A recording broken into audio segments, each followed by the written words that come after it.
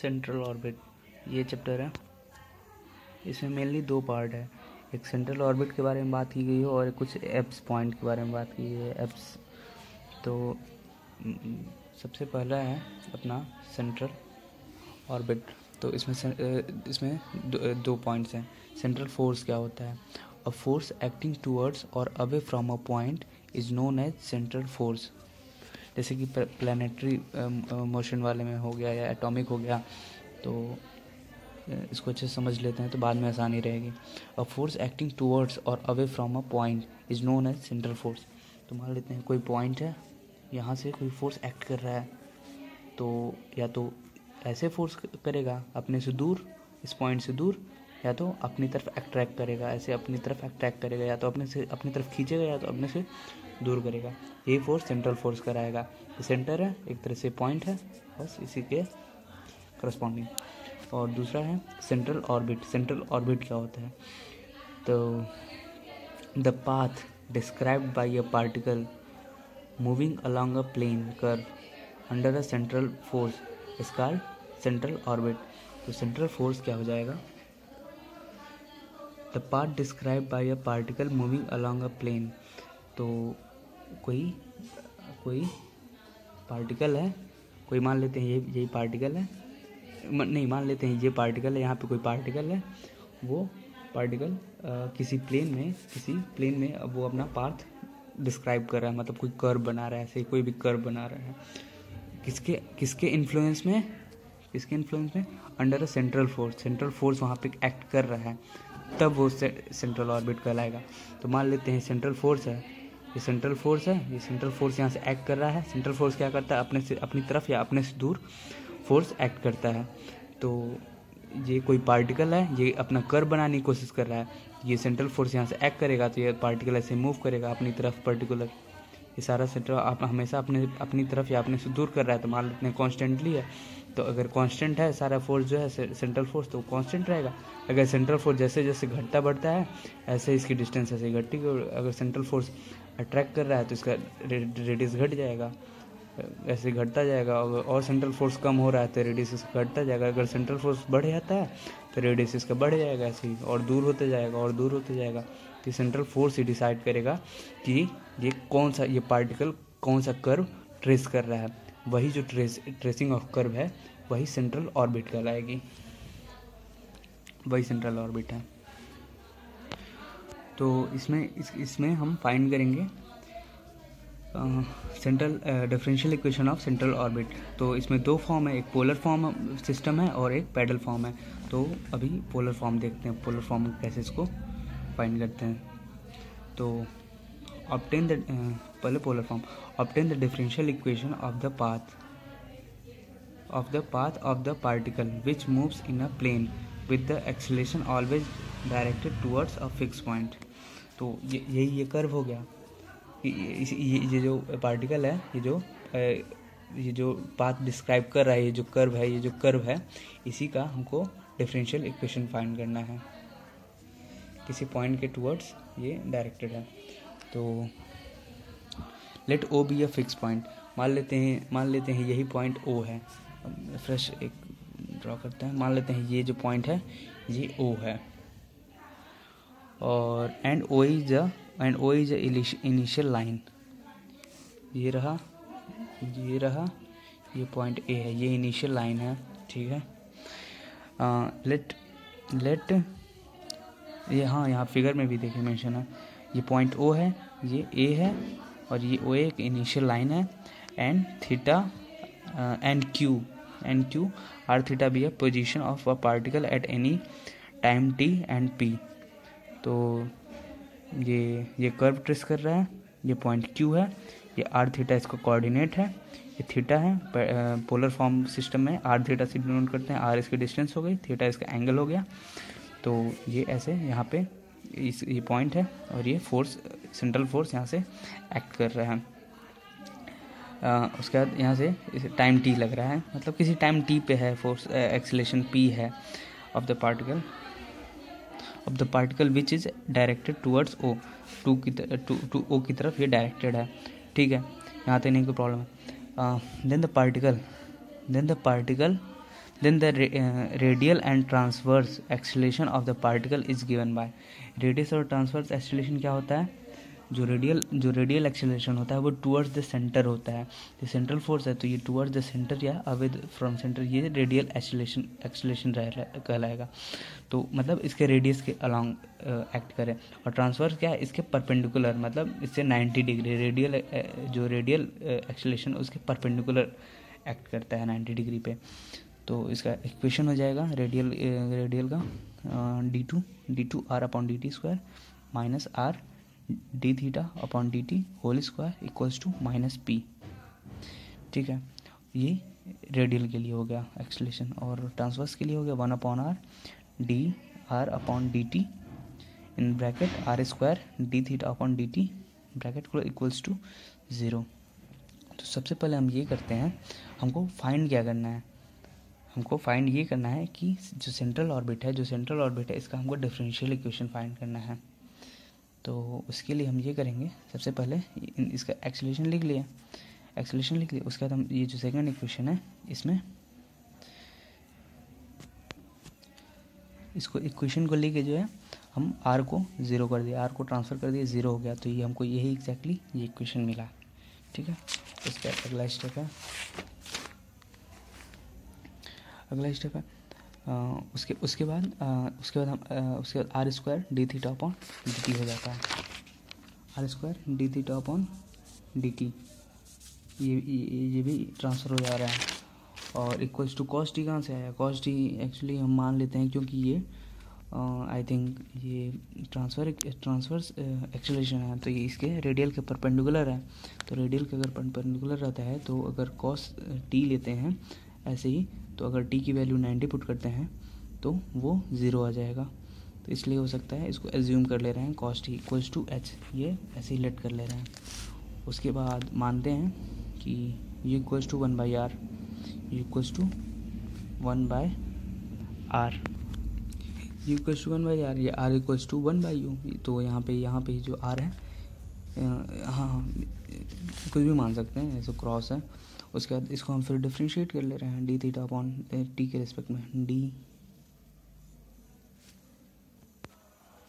तो जब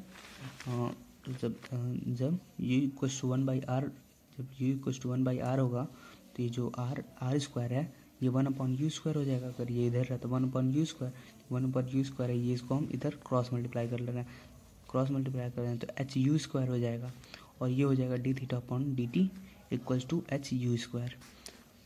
ये करने के बाद तो हमें हमारे यहाँ पे जो है यही आ जा रहा है D theta upon D t equals to h upon r. वही चीज़ है, आर को अगर इधर ट्रांसफ़र कर लेना 1/r हो जाएगा, और 1/r को हम लोग यू स्क्वायर कर ले रहे हैं।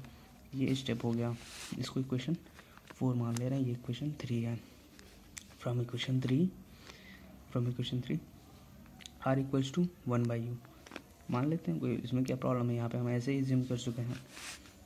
फिर इसी को हम डिफ्रेंशिएट कर देंगे, इसको टी के रिस्पेक्ट में डिफ्रेंशिएट करेंगे तो d r upon D t equals to 1 upon, इसको डिफ्रेंशिएट करेंगे तो ये आ जाएगा। इसको सिंपल से मान सकते हैं u इक्वल्स टू 1 - 1 डिफ्रेंशिएट करेंगे n-1, उसके बाद माइनस एक और माइनस हो जाएगा तो इन्वर्स में आएगा तो स्क्वायर हो जाएगा। और u जो है ये तो टी के रिस्पेक्ट कर रहे हैं तो ये तो और एन अदर वेरिएबल है, तो ये भी डिफ्रेंशिएशन में ऐसा ही रह जाएगा। ये हो गया। उसके बाद हम ये तो ऐसे लिख लिए, और इसमें जो है D u upon D T को हम ऐसे भी लिख सकते हैं D u upon d theta into D theta upon D t. ये कैंसिल हो जाएगा तो ये अपटेन हो जाएगा, तो ऐसे हम लोग लिख सकते हैं। तो यहाँ पे जो D theta upon D T की वैल्यू है वो h/r स्क्वायर या एच यू स्क्वायर है। तो हम यहाँ पे वही इसी का यूज़ करेंगे। तो d r upon d theta equals to हो जाएगा, यही जो वैल्यू है यहाँ पे हम पुट कर लेंगे, इसकी जगह पुट कर लेंगे तो यू स्क्वायर और यू स्क्वायर ये दोनों कैंसिल हो जाएगा। यहाँ पे पुट करने के बाद यहाँ पे क्या होगा, एच यू स्क्वायर होगा ना, यू स्क्वायर यूज़ करके कैंसिल हो गया तो केवल एच बचा, तो minus H D u upon d theta. यहाँ पे लिख लेंगे इक्वेशन 4। उसके बाद फिर से इसको हम डिफ्रेंशिएट करते हैं, इसी इक्वेशन को फिर से दोबारा डिफ्रेंशिएट करते हैं। तो d2 square equals to minus h, इसको डिफ्रेंशिएट, इसको ये तो कांस्टेंट है, इसको डिफ्रेंशिएट कर देंगे दोबारा से। तो D upon d theta in bracket D u upon d theta bracket close D theta upon D T, इसको डिफ्रेंशिएट करने के बाद ऐसा आया है। उसके बाद जो वैल्यू है यहाँ पे डी थीटा अपॉन, फिर से D theta upon D T की वैल्यू क्या है, एच यू स्क्वायर है।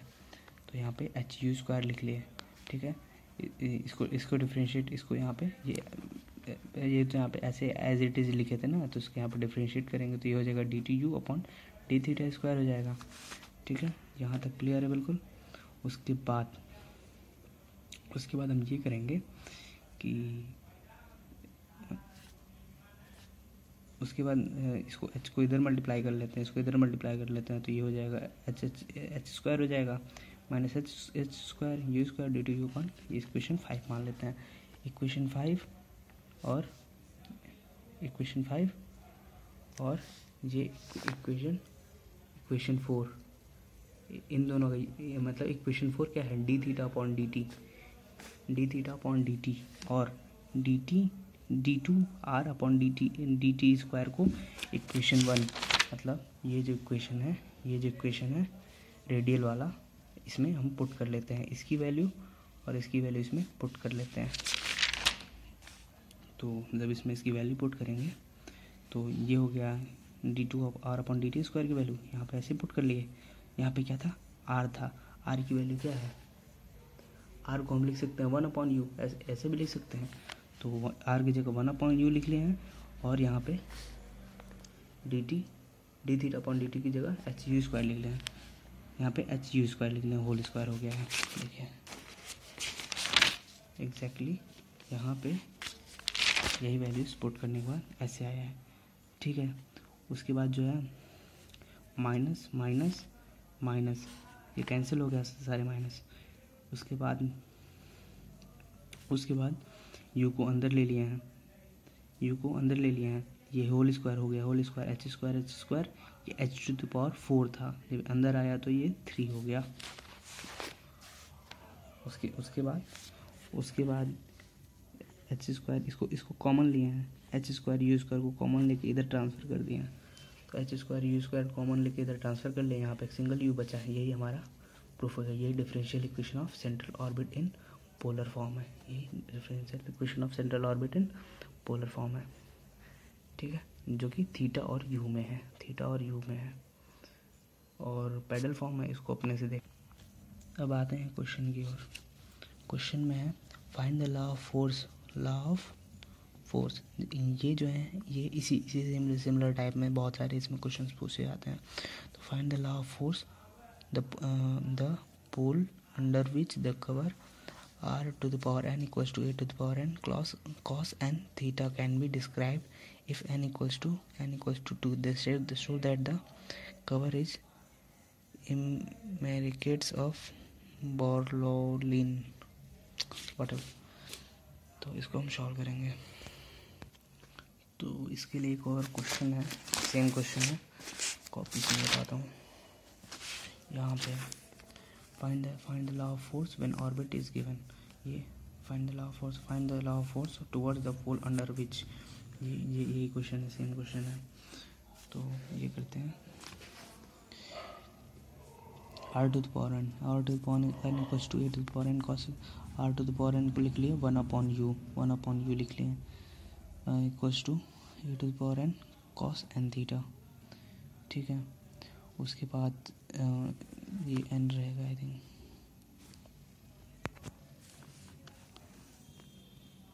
यहाँ पे n रहेगा। तो उसके बाद लॉग लेते हैं, taking log on both side, ठीक है। तो जब लॉग लेंगे तो जो 1 upon u to the power n है वो हो जाएगा, n इधर आ जाएगा, और लॉग यू इधर, लॉग 1 बाई यू का हो जाएगा लॉग यू, और ये हो जाएगा A to the power N का हो जाएगा N log A plus log cos N theta इसका, ठीक है, ये हो गया। उसके differentiating with respect to theta, इसको थीटा के रिस्पेक्ट में इसको डिफ्रेंशिएट कर लेते हैं, तो ये हो जाएगा माइनस एन, तो ऐसा ही रहेगा, लॉग यू का हो जाएगा वन अपॉन यू और यू का हो जाएगा D u upon d theta हो जाएगा। ये तो कांस्टेंट है, ये ज़ीरो हो जाएगा। कॉस एन थीटा का हो जाएगा, एन को डिफ्रेंशिएट करेंगे, ये हो जाएगा माइनस एन हो जाएगा, और उसके बाद कॉस एक्स का हो जाएगा माइनस साइन एक्स हो जाएगा, माइनस साइन एन थीटा हो जाएगा।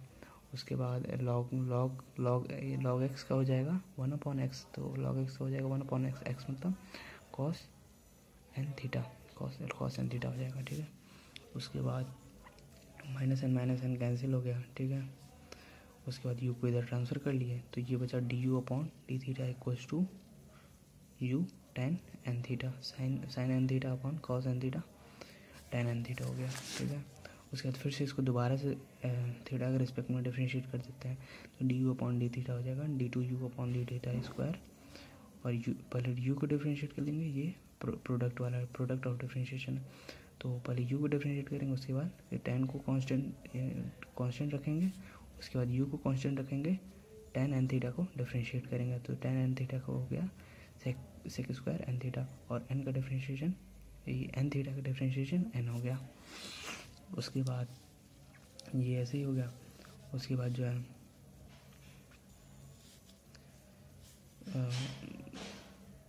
उसके बाद D u upon d theta की वैल्यू है यू टेन एन थीटा, तो इसको यहाँ पे ऐसे पुट कर देते हैं, तो यू हो गया इधर और टेन एन थीटा मल्टीप्लाई हो गया टेन स्क्वायर एन थीटा हो जाएगा।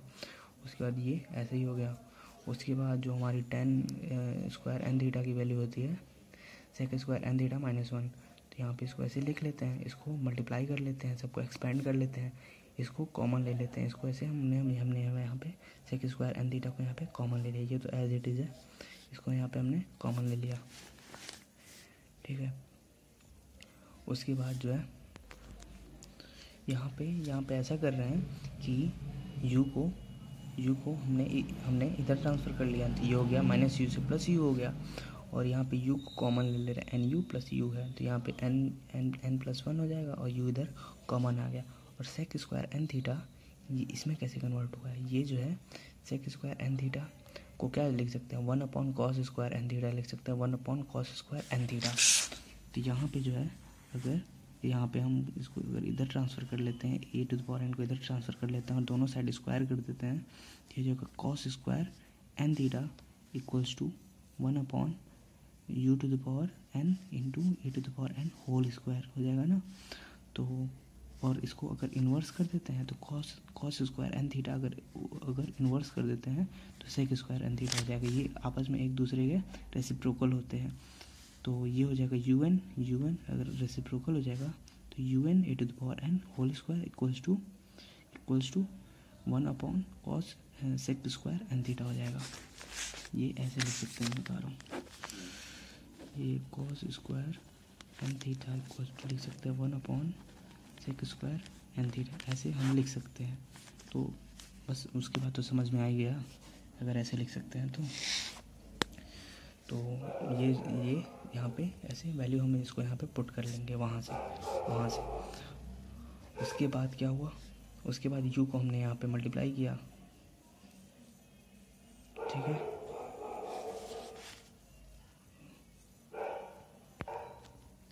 तो जब यहाँ पे हमने u को मल्टीप्लाई किया तो ये हो जाएगा एट, इसको इधर multiply a to the power 2n, और ये एक्चुअली ये गलत है, यहाँ पे हो जाएगा प्लस इंटू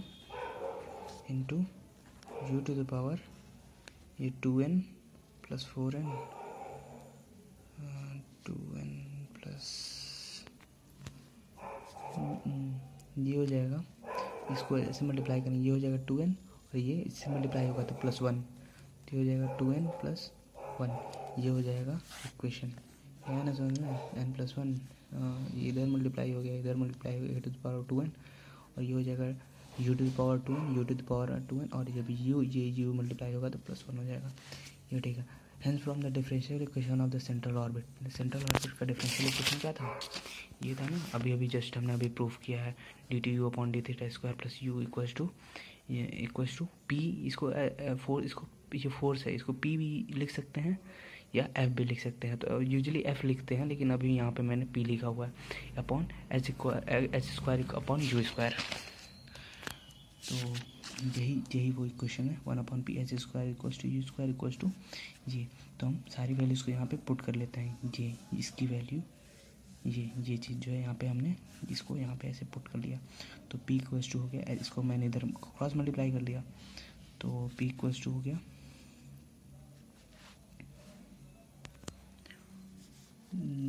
इसको अभी यहाँ पे नहीं मल्टीप्लाई हुआ है, h²u² अगले स्टेप में मल्टीप्लाई हो रहा है, तो ये सेम एग्जैक्टली ऐसे अभी ऐसे लिखा हुआ है, ठीक ना, बस अभी जस्ट हमने यहाँ पे वैल्यू पुट की हुई है। तो जैसे ही h² मल्टीप्लाई हो गया, इधर h², जब u² मल्टीप्लाई हो गया तो यहाँ पे 2 ऐड हो गया है, यहाँ पे 1 था, तो पावर मल्टीप्लिकेशन में पावर ऐड हो जाते हैं ना, तो ऐसे यहाँ पे पावर ऐड हो गया। तो उसके बाद हमने जो कांस्टेंट थे उनको हटा दिया है, तो कांस्टेंट इसमें क्या है, एच भी कांस्टेंट है, एन भी कांस्टेंट है, ए भी कांस्टेंट है, पूरा ये सारे कांस्टेंट हटा के हमने बस प्रोपोर्शनैलिटी के साइन लगा दिया।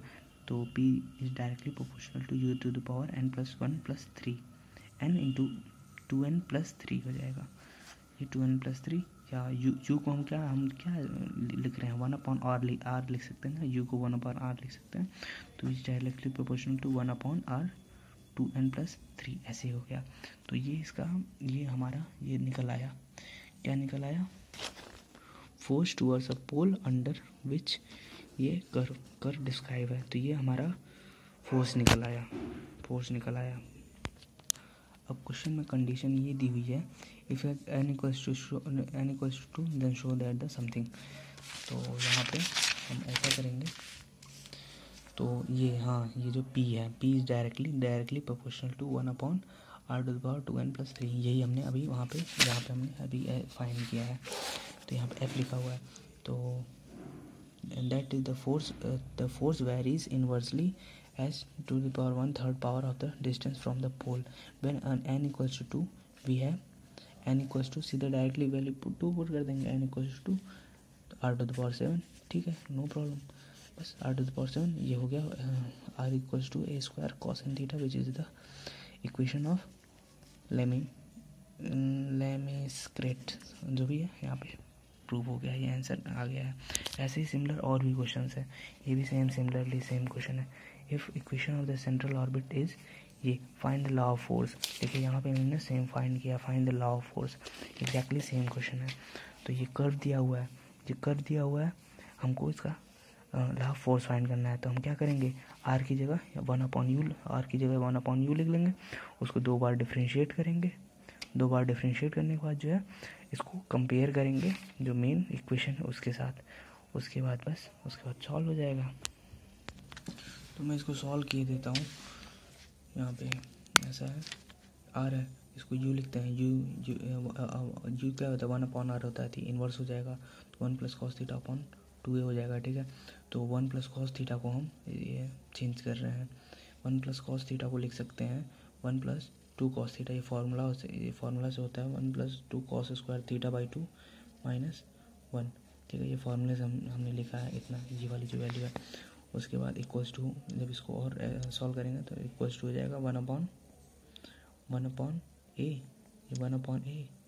उसके बाद ये 2 ये -1 कैंसिल हो जाएगा, +-1 +1, ये 2 इधर कैंसिल हो जाएगा, तो क्या बचेगा, cos² θ/2, इस cos² θ/2, ये इतना बचा, तो ये क्या हो गई, u की यही वैल्यू हो गई, एक तरह से ये हो गई u की वैल्यू। उसके बाद वैसे हम इसको डिफ्रेंशिएट कर लेते हैं, जब इसको डिफ्रेंशिएट करेंगे तो 1/, ये तो कांस्टेंट है, cos² θ/2 को डिफ्रेंशिएट करेंगे तो cos² θ/2 को डिफ्रेंशिएट करेंगे तो ये आएगा, फाइनली ये आएगा, ज़्यादा इसमें नहीं जाता है, पहले θ/2 को डिफ्रेंशिएट करेंगे तो 1/2 आएगा, ठीक है। उसके cos² θ/2 को डिफ्रेंशिएट करेंगे तो फाइनली ये आएगा -sin θ अपॉन 2a। उसके बाद दोबारा इसको डिफ्रेंशिएट करेंगे तो d2u अपॉन d2 साइन को बस cos में चेंज हो जाएगा, क्योंकि 2a तो कांस्टेंट है, उसके बाद ये फार्मूला है। फार्मूला कौन सा है? वही वाला है, टेंजेंशियल रेडियल इक्वेशन वाला फार्मूला है। ये अपना हो गया रेडियल वाला फार्मूला, ये फार्मूला है। ये दोनों सेम फार्मूला है। ये हो या ये हो, बस ऐसा हुआ है ये एफ की जगह ये इधर ट्रांसफ़र अगर एच स्क्वायर यू स्क्वायर इधर ट्रांसफ़र करते हैं, एच स्क्वायर यू स्क्वायर ये इधर एच स्क्वायर यू स्क्वायर ये इधर ट्रांसफ़र हो गया। ये वाला जो इक्वेशन है इसमें हमने क्रॉस मल्टीप्लाई कर दिया, इसको लेके इधर क्रॉस मल्टीप्लाई कर दिया है, तो ये इस फॉर्म में आ गया। तो हम सारी वैल्यूज पुट करते हैं, D u upon d theta. ये जो वैल्यू है हमने पुट किया, यू की वैल्यू क्या है? यू की वैल्यू ये है, इसको यहाँ पर मैंने पुट किया, ठीक है। ये पुट हो गया, ये पुट हो गया। उसके बाद यहाँ पे बस सॉल्व करेंगे। यहाँ पे 2a था ना, यहाँ पे a था, इसको a को कॉमन ले लिया है। उसके बाद यहाँ पे जो था इसको एक्सपेंड कर लिया है, इसको कॉमन लेके इसको एक्सपेंड कर लिया है, इसको कॉमन लिए, ये तो ऐसे ही रह गया। उसके बाद कॉमन लेने के बाद इसको जो एक्सपेंड किया तो ये वाले फार्मूले से ये हुआ है, तो ये आ गया। उसके बाद बस उसके बाद ये दोनों कैंसिल हो गए हैं, ये कैंसिल हो गया है। जब ये कैंसिल हो गया है तो 1 बचा है, तो सिंपली ये है। तो ये तो हमको पता है कि यू को लिख सकते हैं 1/r। जब यू को 1/r लिखेंगे ये चीज़ इसमें कन्वर्ट हो जाएगी। तो ये हमारा सोल्यूशन है।